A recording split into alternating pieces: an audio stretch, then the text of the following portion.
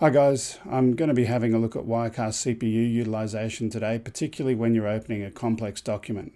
On the screen we've got some monitors having a look at CPU utilization, and you can see over here I've also got the GPU history. This is something that I hadn't noticed in Activity Monitor before, but it is available as a window there, and certainly that's helpful in looking at what Wirecast or other graphics software is doing on your system. So before we do anything, let's get a baseline. So we'll load Wirecast.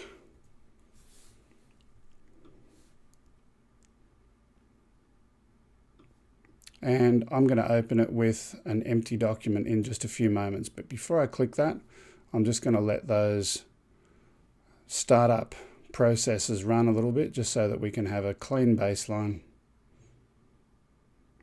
So Wirecast right now is consuming 2.8% CPU.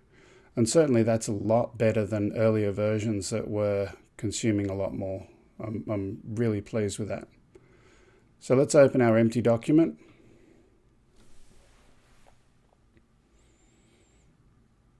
So at this point, CPU utilization has jumped up to 20% briefly and gone back down to a very low number, 2.9%. And that is really, really, really good.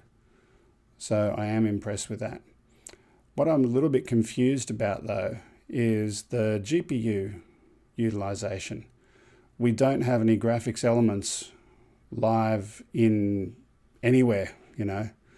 We're not outputting NDI, we're not sending any streams anywhere, yet we've got a pretty constant utilization of the GPU happening right now.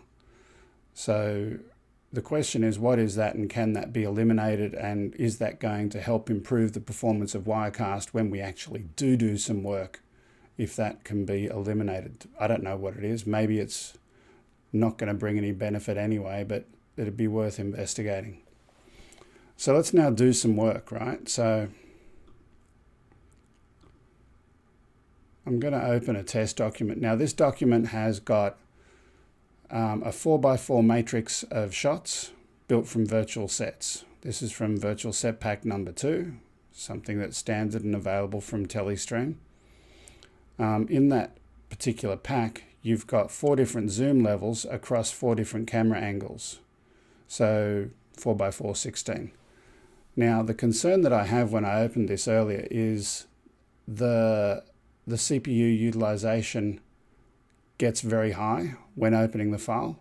And also the icons on the screen, as it gets rendered, they're being updated in,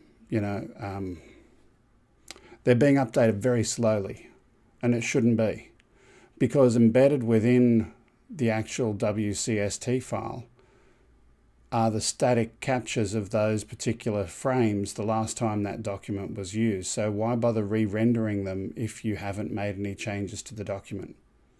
So let's have a look at it anyway. So as you can see here,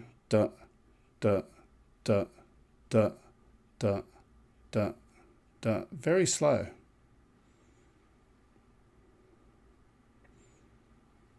Very, very slow to bring all of that information in. I don't know what it is that's causing it to be so slow, but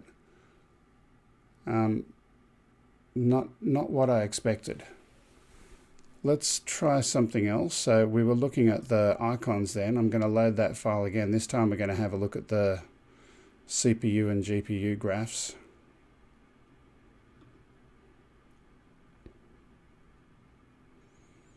Okay. Let's calm down to a quiet level again, and let's look.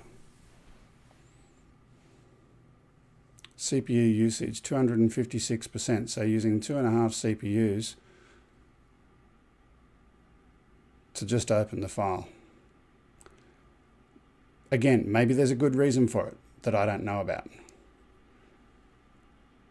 But I don't know if you can hear it or pick it up from the microphone, but the fans in my computer system are starting to get ready to take off like a jumbo jet every time I open that file.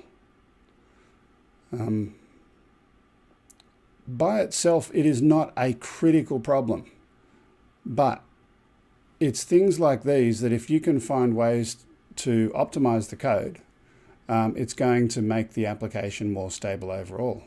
But anyway, I'll leave it at that for now. So that's the problem that I'm reporting, and certainly the GPU utilization. One more thing to point out right now is flatlining at that top level there, but the input document and the input information there is not changing.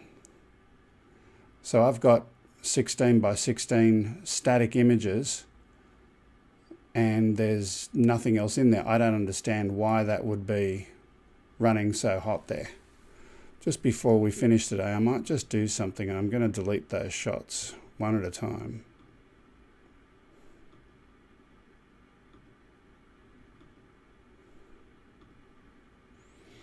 Just to have a look at the impact on the work that the system is doing. Actually, before I do that, I'll go and clear those shots from...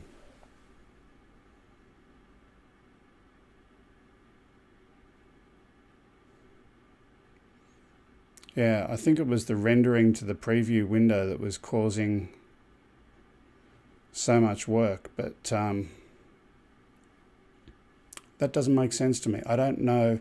Look, I've never officially done any graphics programming since my university days, but common sense tells me you'd have something kind of like a dirty bit telling you something has changed. And if you've got static image files and nothing has changed, then you don't set your dirty bit, therefore you don't have to re-render the frame. Yet these images, which are all 100% static, and I've got no camera shot in there at the moment, I just don't get why it would be using so much processor in a preview shot. Anyway, I'll stop talking now. So that's just one area where I think Wirecast could continue to improve just by optimizing its code a little bit around CPU and GPU utilization. That's all for this particular report. See you later. Bye.